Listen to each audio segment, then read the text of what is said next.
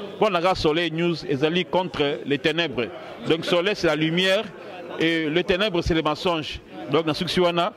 Soleil News est la lumière et Congo a besoin de soleil. Soleil de justice. Merci. Bonsoir, Valentin, surtout il y a Soleil News Info. Voilà, vous avez l'autre mais faut changer moi de décor. Donc pour Libanda, il fait beau tellement donc moi et Bimi Soleil et Bimi. Alors Lelo toza invité na Radio Panique ngai na Papa Zible Congo donc Soleil News Lelo tozo sala en direct Papa Zible Congo tozo le kana Radio Panique et pas ya Maman Mimi yango toye awa lelo awa na kati ya Bruxelles toujours donc voilà parce que siège ya Soleil News ezala na kati ya Bruxelles toza awa en plein Bruxelles toke ko sala émission na tiki bino bolanda vraiment to lobela sur église sur lobela sur politique ndenge bo mesana to bo mona ngana Papa Zible Congo bobi ke to lobela ba mingi politique mais yé pas za mutu ya bible mingi mingi donc voilà lelo toujours développer bible na politique to landana to kutana na studio kuna na Radio Panique eza bongo te Serge Mboyo d'Ashley Image.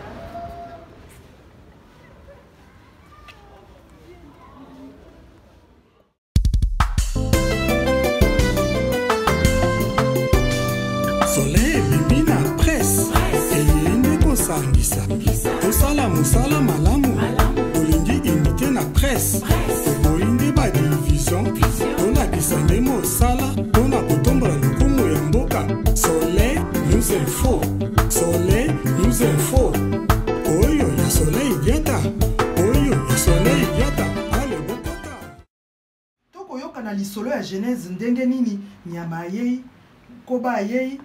pakasa yei na moselekete ndenge bayaki bongo atelemaka likolo ya nzete amonaka kokoma kombo de nani motuna malamu mamimi esengeli koyeba ntango tokotanga bible mpona kobungisa makanisi te koyeba ya ndenge oyo yango ekomami po yango nde etambusaka makanisi na biso mpe yango nde etindaka biso na ndenge moko ya kotambola na mokili olobi eloko malamu mais soki totali bambula oyo batexte wana ekomami okomona livre lokola Exode oyo bauti esclavage na Égypte yango ekomama kala penza liboso ya Genèse donc ezali expérience ya liboso oyo peuple juif to peuple ya Israël ya kala salaka ko na pasi bakei na Égypte bakendaka liboso kovanda nde balandaka mwana bango Joseph tango famine ezali bakopusa na ti batekaki ete kozongela te mais tango bakomi kuna bakomi na mboka bato ebele bakomi considéré bango lokola lelo lokola baoccupante te bato bakobotola biso mboka mpo mwana ya mopaya akomaka ti na deuxième rang donc premier ministre tango bandi konyokoma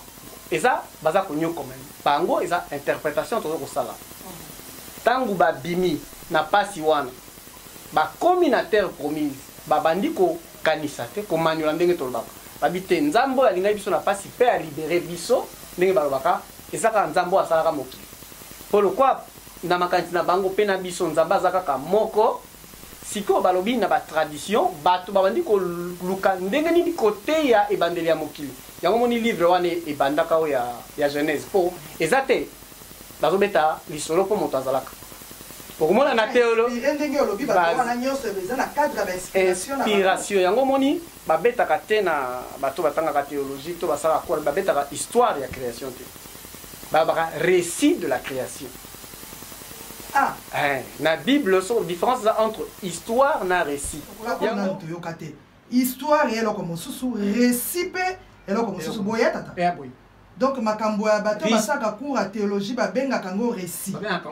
mais biso bato tozalaka na biso ya kolanda kaka histoire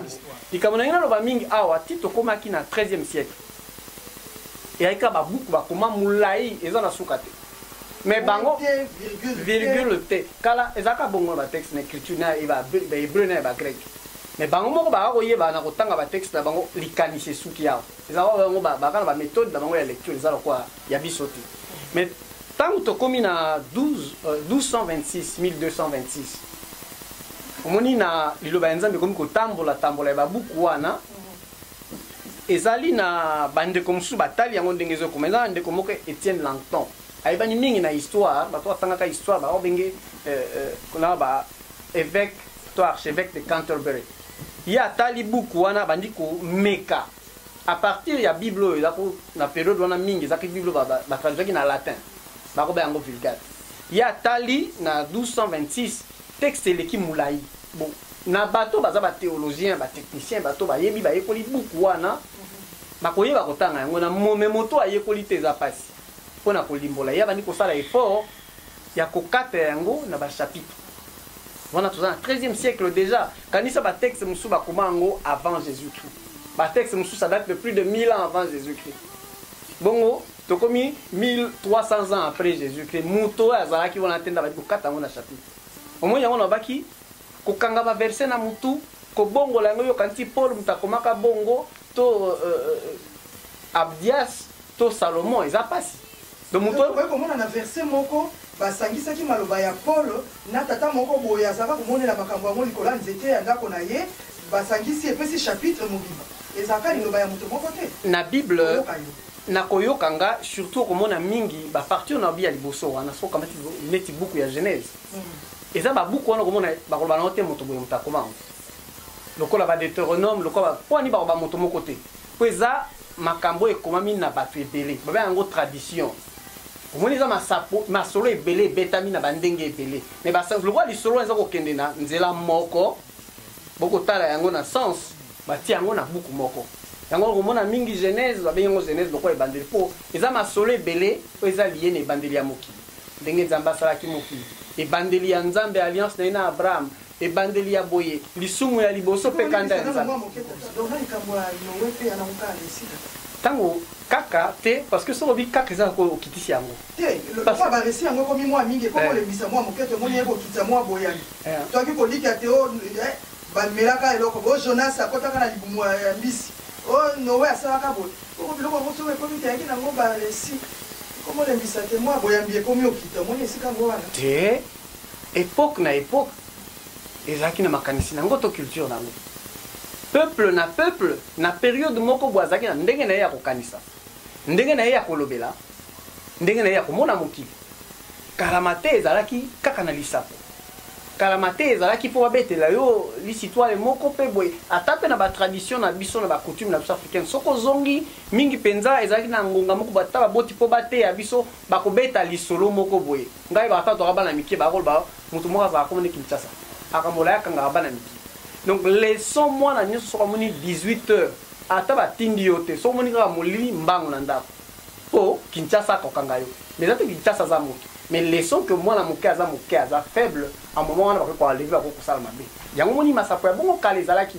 okomona yo kaka epa ya Israël te ba peuple belé ya kala ya Mésopotamie baza ko va en Asie omona masolo wana belé kokana ezali ko beta makala mais kaka na nzela ya Bible eza pona ko pesa yango message de foi et pour kopesa yango sens religieux eza po nyonso ko remonter yango na nzela ya Nzambe donc eza mingi pena bato ba kondima bayeba ke awa na lisolo eza na limbola moko po eza to bato ba betili sa po suka yango eza na leçon nango eza ni donc na moni penza te bokeseni ezali na bandeko ba kozwa vision sans provision na bo batangela yango kelasi po moto biloko wana okolobela kisi gele otanga kelasi oyeba te récit ezali histoire ezali ndenge nini ya kolimbola likambo po moto ayeba te oyo nakoyoka ezali récit oyo nakoyoka ezali l'histoire bongo na modele ya biki bokiseni omoni tete naloba bino oyowangana te kasi bandeko oyo botangi soko bobombaka biloko wana esika balobaka mingi te bandeko bakatolike babombaka makambo yango wana lelo tokokondane likambo wana po biloko wana nyonso okoloba sango bayebi yango me nani sango ayebisa moto te oyo tokoloba ezali récit oyo tokoloba ezali l'histoire yango wana omoni mami ntango bato bakotanga mpe bible parce que omoni na dokoloba kaka bato batanga to moto ya yebi bakolandaka malamu eza na babible ya malamu oyo bandeko bakokosomba kotanga to na bi malamu eza mpo efacilité yo compréhension omonaka babible mingi ezalaka na se na makomi babengaka note infrapaginale to baexplication donc ndakisa soko ozwi bible de Jérusalem to bible tob omona mingi na se bapesaka explication soko omoni phrase boye na ntango wana elingai koloba boye to omoni ntango mosusu mboka boye ezali koloba boye ntango mosusu lisolo oyo na ntango wana ntango bazala koloba ngo elingai koloba eloko boye eza mpona kosunga bato kopermettre bato bazonga na babengaka contexte po ozwa yango te na ndenge ya lelo omoni Alors, si on habite toujours au récit, bon, chaque récit est qui n'a sens. Le coup, on a oublié qui récit à création parce qu'il faut qu'on la kisa mokili. Nzamba zabe moko asala ki mokili. Mais en même temps, Nzambe on a sokaza malam. Mais moto azo ko sala moninga ne moto mabe. Dans l'action d'akisa tant bazo ko kuma. Livre à Genèse, ba wuti ko nyo comme en esclavage en Égypte. Ba nyo comme in a désert ko kufa ti ba ko zo terre promise. Donc ko la kisa ke mabe. Et wuti pa Nzambe. Te pour Nzamba za bolam. Pour preuve, abikisi bango en esclavage en Égypte. Donc mabe et outil et pas ya moto yemoko. Mais quand ça moto ça mabe Nzamba za wapi. D'où tradition mosusu ya bato, ba komi ko concevoir bien ko concevoir récit ya péché. Après récit à création Adam et Ève.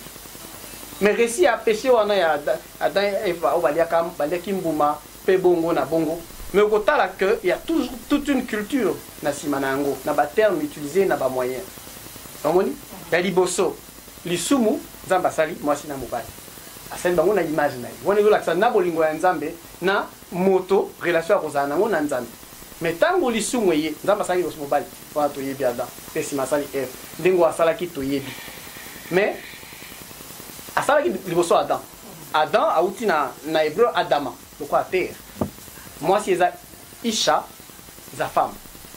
Mais au monde Nzamba wana terre ba lo bien da melakisa ne mobali te. Homme. Adam et nous ça veut terre. Na isi to ko bunga. Mabele. C'est makambolo. Soko tanga terre. Zongira la classe le lobata. Adama terre donc mabele. On est outil mingi pour ba histoire ya création zami balé à Genèse 1 à Genèse 2. Soko taina o ya Genèse 2 Nzambe akamati mabele asangisi yango ya fuli yango pema nde sali moto. La partie ya mabele wana pour aller mboka ya bango ezami d'argile nde omoni ba sali lisolo pe asali mwasi. Omoni sa conception de l'époque faut dans mobile liboso mwasi sima. Soko tali ba récit mingi ya Ancien Testament moi ça toujours na mwasi ma rôle secondaire balwaka. Petango omoni ba sa lisolo ya lisumu ko laksa ke lisumu yuti pa ya moto pa ya Nzambe te. Donc on a toujours conception on a au ba na le poto suprématie de l'homme et rôle secondaire de la femme. Quand on appelle les sous, et pas à moi. Selon logique, il y a récit wana. Peu comme on a mingi attend dans la Bible surtout dans l'Ancien Testament. Pour moi, comment appelle quoi femme adultère. Sur moi, ça dans adultère, bah ko bambaye mabanga. C'est toute la conception de l'époque. Mais mobile ça adultère, il va ko bambaye mabanga. Mais c'est toute la logique de zoko ko bana ngonde wana moni. Ba bandi ko expliquer makambo ile kakika. Donc on a zo laksa, toujours laksa contexte wana, il y a ma solo, il y a ma récit, c'est toujours pour une explication. Mais calendrier ba texte on les a ko comment. Faut toujours pour comprendre ngo za ki passe. Donc oh toujours mona ba division y na 13e siècle ko kabola yango na ba d'abord na ba chapitre et ça qui passe o Étienne Langton salaki. Mais toujours les sous mi kakataloana bundé dans le bas chapitre mais ba texte wana ezaka kana nous passe pour pas comprendre. Donc il fallait encore 300 ans, presque 315 ans après. Donc on est dans le 16e siècle donc en 1541 Ndé Robert Etienne a bandi kotanga, a eu 25 ans ya kotanga ka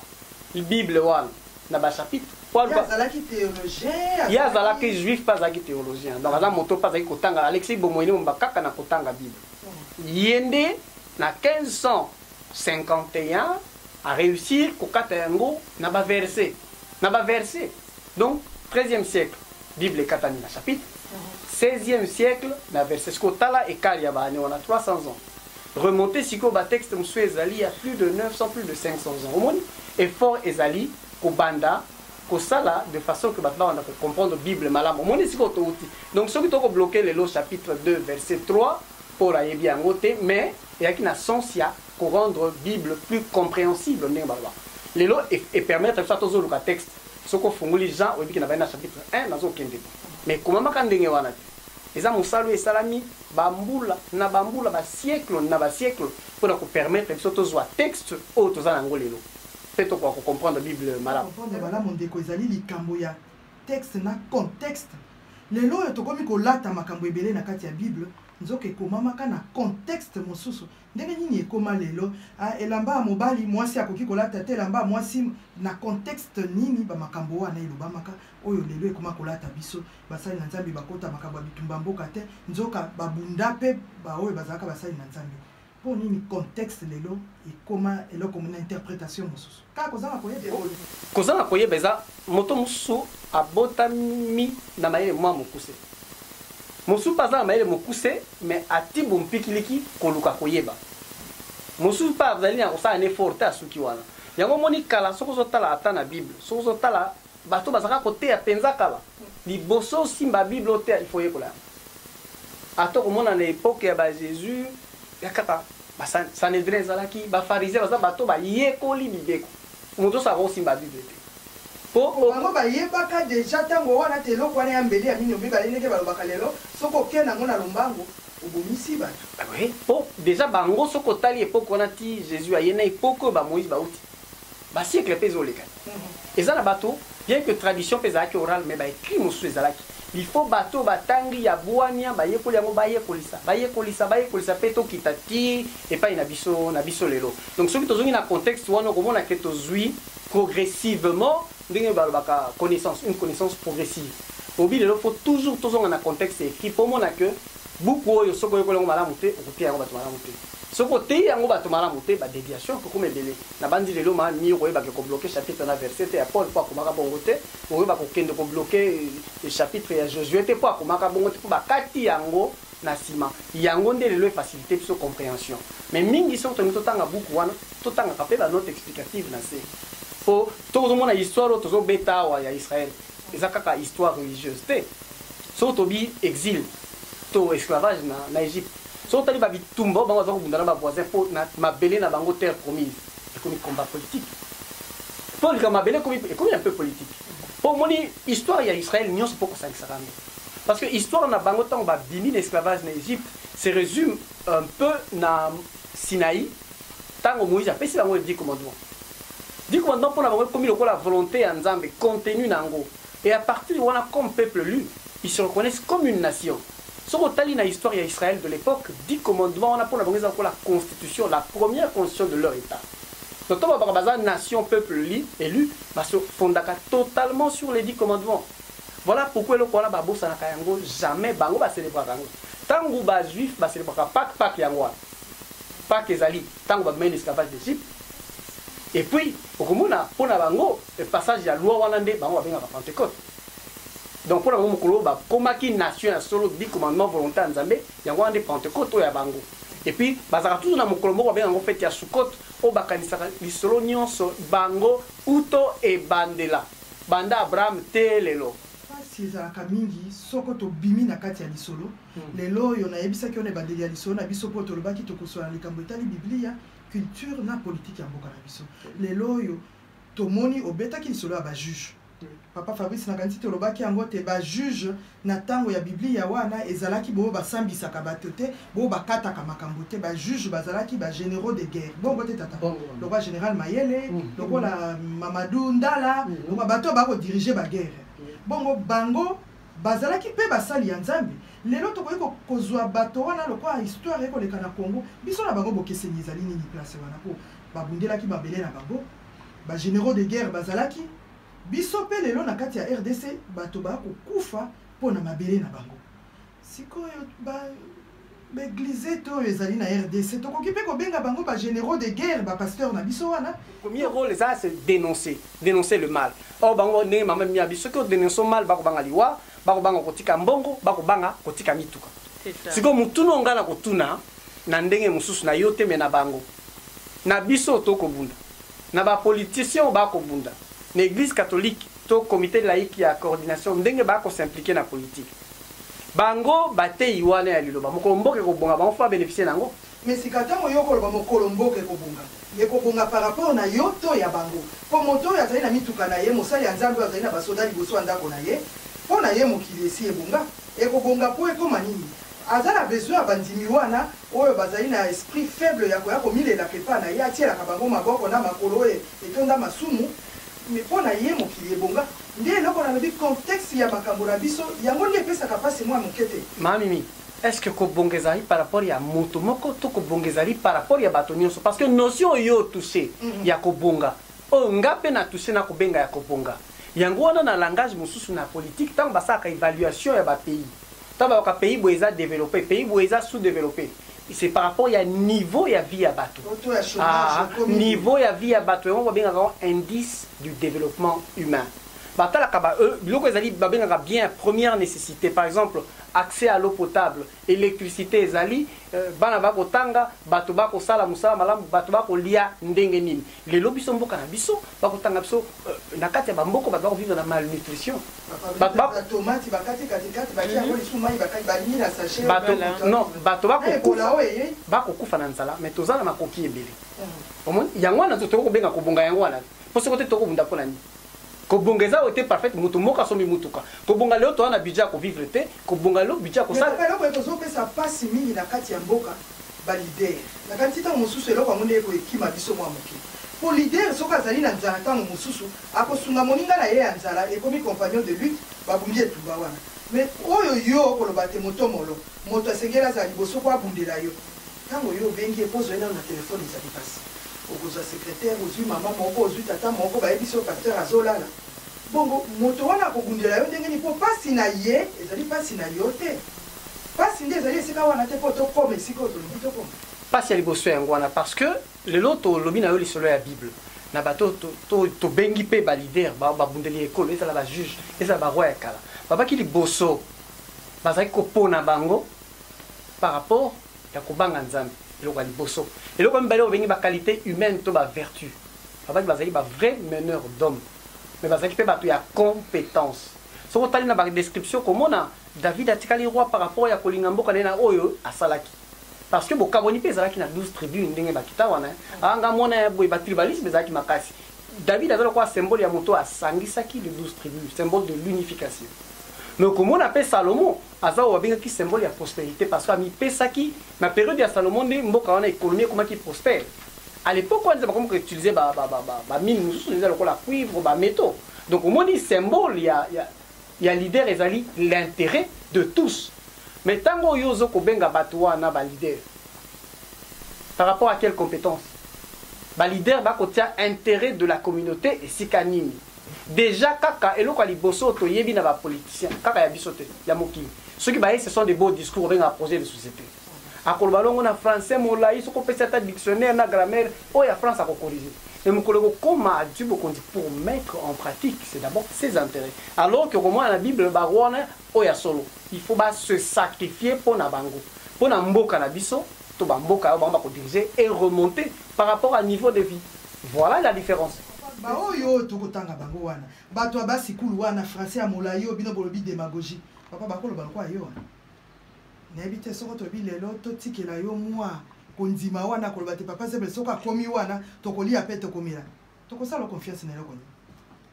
c'est tout bana bango wa mingi wana bakoma access bato apoto o bayebi bavani na mboka mobeko esiko bayebi te soko na tiemo tukamabe bakotombola yango bautawa boyo koloba wana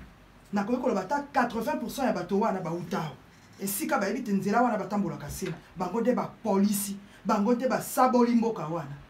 sika tokoma lokwa bato yo liboka basa tuteli pilipili boye bati ya mbila ebimaka sur la pilipili bati ya lokwa boye sur la pilipili kaka na ebite epo na yo biso sala confiance na yo kono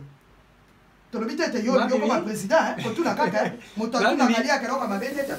mimi komoni eloko pe uti na kondima ya mutu ndenge tobi na Biblia eloko liboso dans la foi au faut kolongola ça désespoir na découragement to lembate to ba po mutu moka sa ki mabe to atambola ki malamu te bato so ba kotambola ka malamu te omoni langage wande lelo e yo sala ki bato mususu ndeko mako tunanga bolimbo longola kabila ku botia nani donc et bandaka na yi et pe suka na yi mokolo ya ki amemi na Congo mobile. Moi, ça va langage, il y a des gens qui sont désespérés, de l'autre côté. C'est vrai, et ça, le quoi peut-être le bac à droite. Son moto sali m'a bêté. Oyo qui est pété, bon, condamné pour pour les cambo yo lobby, bato musu bazalaki basalaki. Ngana sali na te bon, au juger ngandinga. Na lobby pété que tango yako tanga kelasi bato musu ba koloba na ba botami atake. Mais ba juger ba fingi pays balobi na bato boyo kayete akobobisa bato omusika yoni Jésus Yesu abaki le motolo c'est vrai les maman limbisa kolandisa maloba oh maman mimi autoloba maman mimi a raison parce que pourquoi na bibongo tomonaki bato misusu bazalaki bazolela na biso ensemble bazolela tozobunda ensemble mais soki babengi ye lobi na gouvernement ere azokoma kuna achange mbala moko langage tomoni ebele bazalaki nsima peuple azobundela peuple azolobela peuple mais soki babengi ye akoti na gouvernement directement achange langage est-ce que yango elingi koloba ke bacongolais nyonso baza ndenge moko to est-ce que yango tokoki koloba ke te mboka wana ekobonga lisusu te il y a toujours ce qu'on appelle une minorité agissante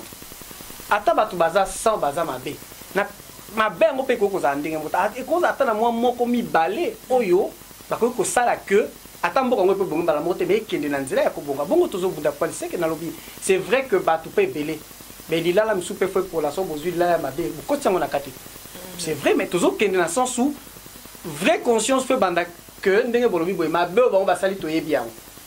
lokola toyebi yango nde tokoki kokorrige mposo toyebaki yango te tokoki kokorrige te na kati ya lutte oyo nyonso eza juste avoir des repères repère ezali moto azalaki mabe mosuka na discours tanga bandi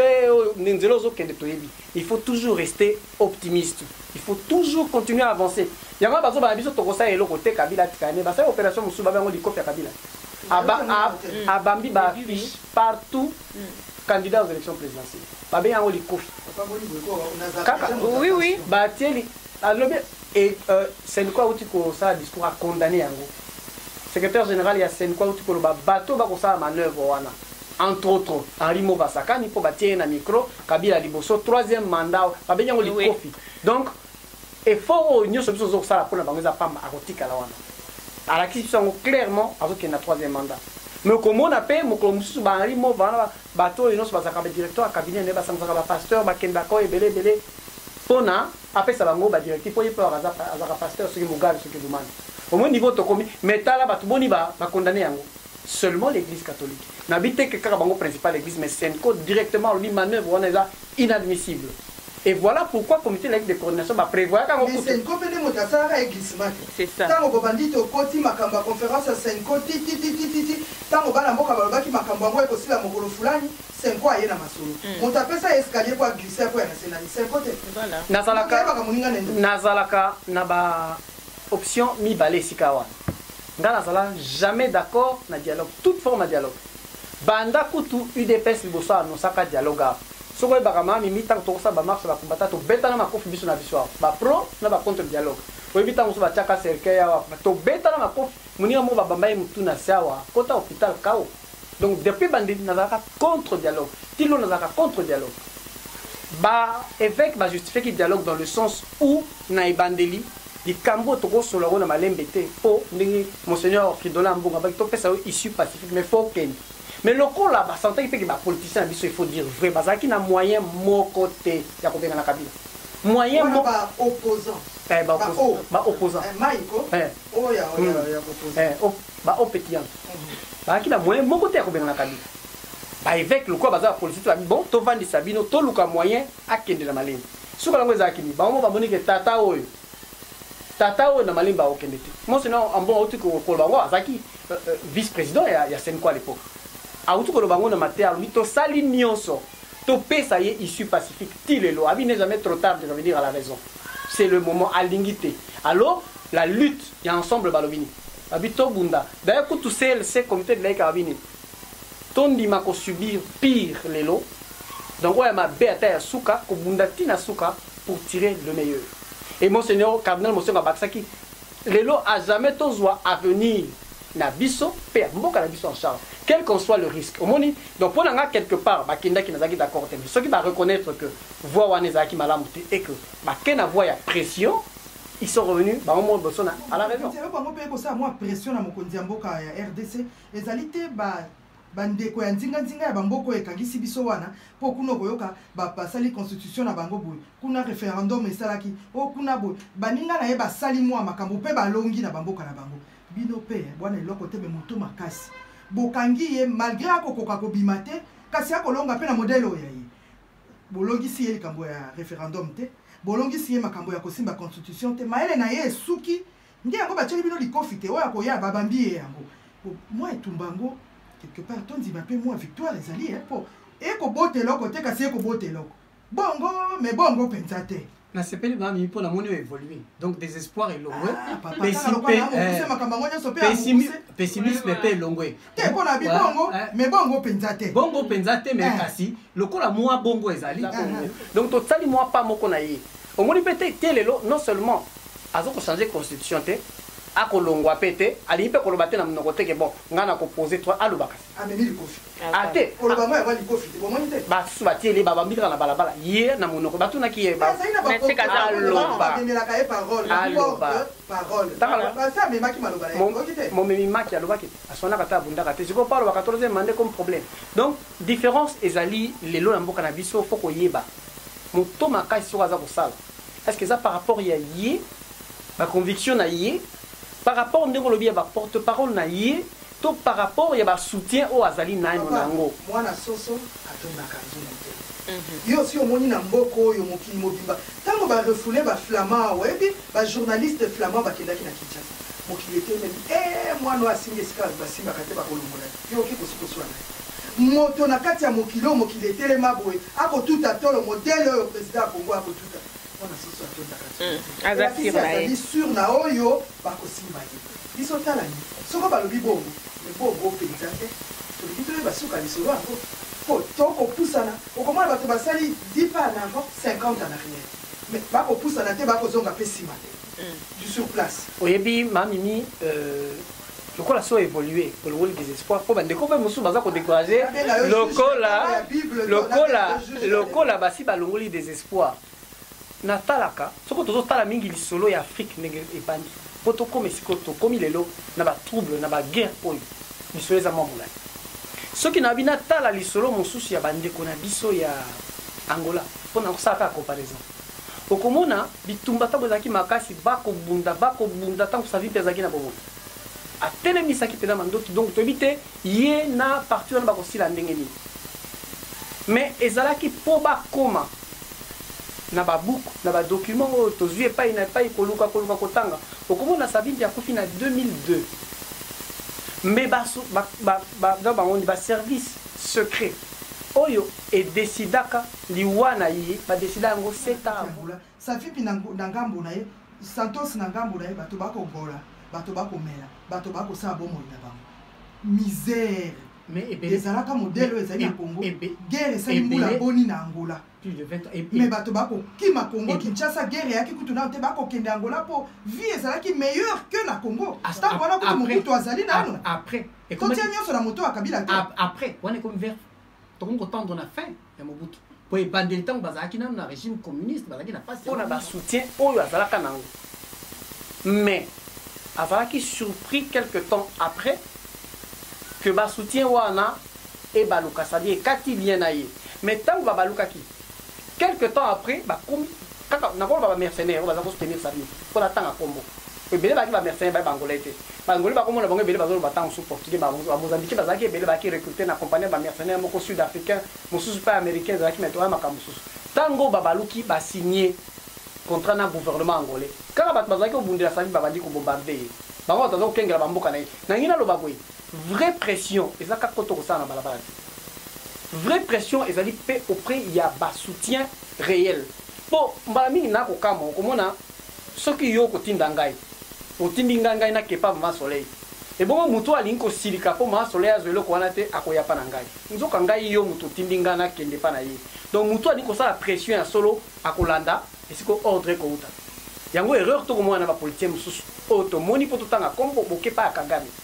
mais vous voyez que Kagame a aussi dans le poteau sous-traitance. Kagame a aussi ordre d'en haut.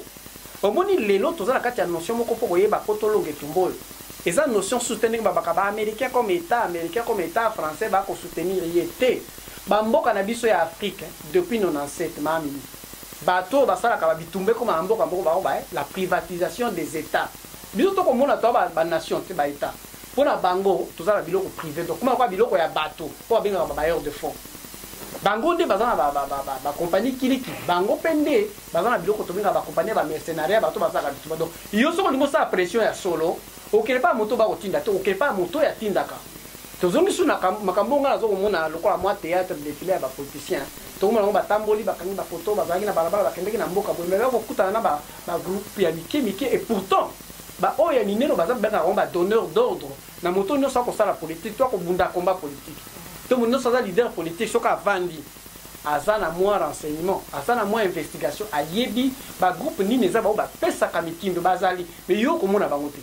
papa sebe nalingaka soko tokoloba noaka lokola professeur na école mpenza biso bazoba mwa mayele mataka mwa moke yango omoni nakomi mwa évolue na likambo uti kolobaka kasi ezaka likambo ya ngonga totika na miti misato napesi malobi pa mama tokomi na suka ndenge mama mimi alobi papa zeble sikoyo élection babiti yango ezoya na miti moki oyo etokikali peuple congolais ezolanda osiko de partout ntango baomona 3e mandat azoloba na elingi esalama wana est ce que élection ekosalema kaka Félix a assuré. bon ye kuta koloba eloko te sikoyo komi basanga na bakobisa sona ntango bakosala candidat moko ye moyen azonga eza te ye aza na états-unis ye moyen azonga eza te mais azokende élection papa sebe tokomi na suka masolo na biso ya mokolo ya lelo na kolikia te mama soleil mbala nsima kokima mbango alamba mpenza mwa tongotongo mpo tobeta masolo yango ya kitoko ntango ekomi mosika ndeko Rigobert Kuta ye azalaka na parti politique na ye parezo alobi akosala conférence de presse moko ekozala le 2 juin na ngonga ya 14h ekozala bongo na boulevard Jubilé numéro 39 bato bazanga wana te ngonga 14h le 2 juin parezo ya ndeko na biso Rigobert Kuta ekosangisa bato wana mpo balobi ndenge nini diaspora babetaka lisolo te ekovote bongo tokoma lelo masolo yango ekomi te diaspora akovote lisusu te bango moko kutu bato baza nano kuna papa bayebi ata suka na bango te yo ye na oyo ya diaspora liboso kata corneille nanga abi élection ezali abi le 23 juin bato bakopose bacandidature mais baexpert oyo baye ya oif babi ndenge alongolaki bafichier mosusu ezalaki ya mabe 16% ya oyo etikali eza susi ya mabe matikali na mwa ndenge moko alongola ye abi tokeka na élection bongo machine mpe baboyi abi akochange machine te alobi bongo akochange machine te yango wana nde tokokutana kuna mpona kosoutenir bandeko bacommunauté papa Lazare Mbulu ye azali candidat makasi na kati ya Molenbeek Mathieu Mobindi CBC oyo azali kosunga mpo te communauté ezala malamu nde topesi maboko kuna mapoke le jus d'orange tokutani mokolo ya poso ekoya bandeko wana mosusu balobaka inshallah. Merci.